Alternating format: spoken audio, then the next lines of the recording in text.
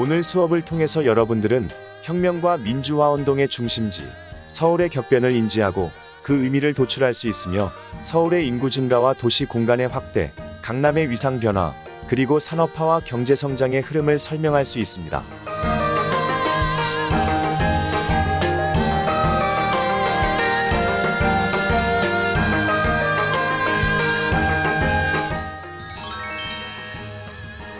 현대 대한민국의 수도 서울.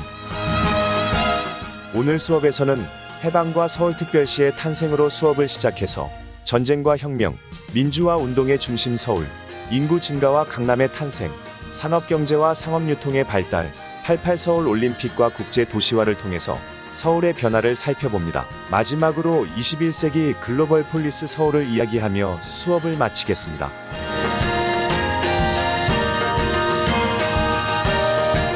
해방과 서울특별시의 탄생. 이번 차시의 학습 목표는 해방과 분단의 역사를 이해하고 오늘로 이어지는 맥락을 도출할 수 있다. 서울특별시의 탄생과 대한민국의 수도 서울의 위상을 설명할 수 있다 입니다. 지금 보시는 사진은 조선 총독부 건물 국기 개항대에서 내려오는 일본 국기와 다시 올라가는 미국 국기의 모습입니다. 1945년 8월 15일 한국은 일제의 식민지에서 벗어나 해방되었습니다. 그러나 해방은 직접 우리의 손으로 쟁취하지 못했으며 이에 한국은 외세에 의해서 38도선을 경계로 남과 북으로 분단되어 미군과 소련의 지배를 받았습니다. 미군은 1945년 9월 9일 서울에 도착하여 조선 총독부 건물에서 항복문서 조인식을 거행한 후에 일본 국기를 내리고 미국 국기를 올렸습니다. 한국이 완전한 해방을 맞이한 것이 아니라 제2차 세계대전에서 승리한 미국의 점령지라는 현실을 잘 보여주는 사진이라 하겠습니다. 이번 차시 사전 질문입니다. 서울에 들어온 미군은 해방군이었을까? 점령군이었을까요?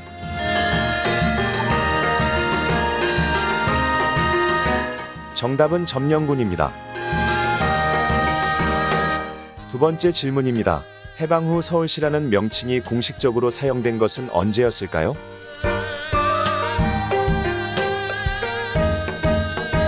서울시의 명칭은 1946년 8월 10일 서울시 헌장이 발표되면서 서울시의 공식 명칭을 사용하였습니다.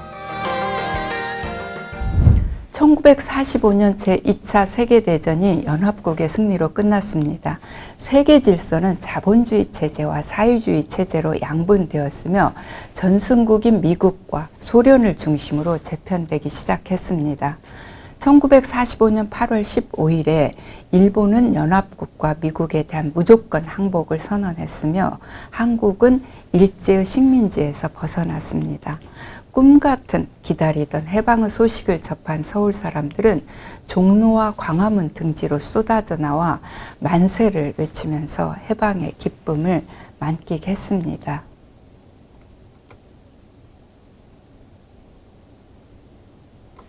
그러나 해방과 동시에 한국은 북위 38도선을 경계로 남쪽에는 미 군정이, 북쪽에는 소련 군정이 들어와 그 지배를 받았습니다.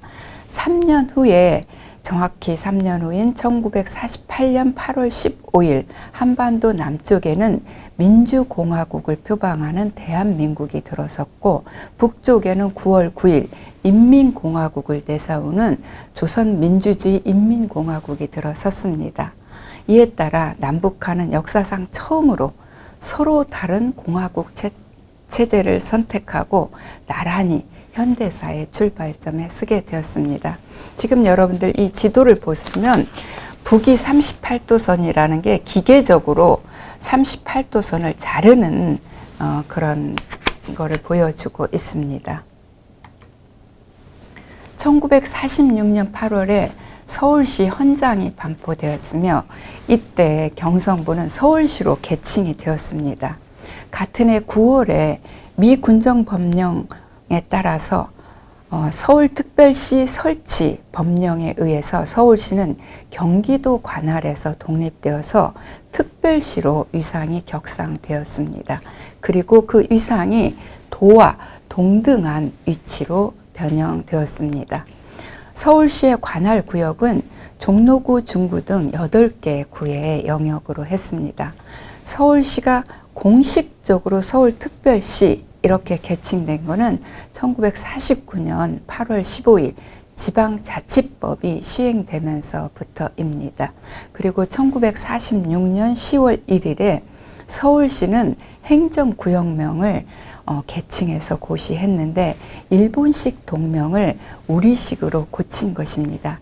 예를 들자면 일본인의 본거지였던 본정은 임진왜란 때 일본군을 무찔렀던 이순신 장군의 시호를 따서 충무로로 바꾸었고, 황금정은 중국 수나라 군을 무찔렀던 고구려의 장군인 을지문덕 장군의 이름을 따서 을지로로 바꾸었고, 명치정은 전통적인 명예방이라는 고유의 명칭을 따서 명동으로 바꾸었습니다. 외적의 침략에 맞서 싸웠던 사람들의 이름과 전통적 지명을 살려서 새로운 지명을 만든 것입니다. 현대 서울은 정치, 경제, 사회, 문화 전 분야에서 지금까지 경험하지 못한 미중유의 성장 발전을 경험했습니다. 그리고 대한민국의 성장 발전을 견인하면서 선진국 대열로 이끌었습니다.